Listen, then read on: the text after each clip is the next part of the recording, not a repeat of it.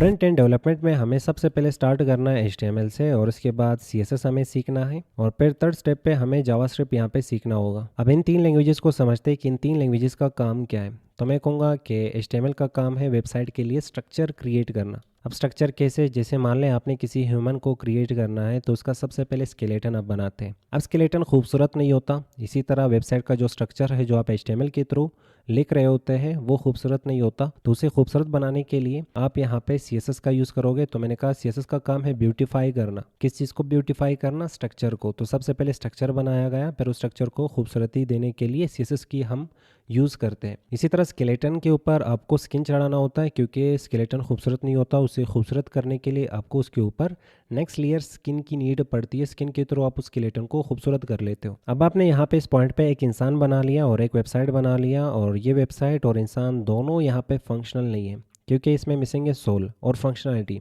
तो मैंने कहा अगर आप वेबसाइट की बात कर रहे हैं तो वहाँ पे फंक्शनलिटी इनेबल करने के लिए आपको जावास्क्रिप्ट की नीड पड़ेगी।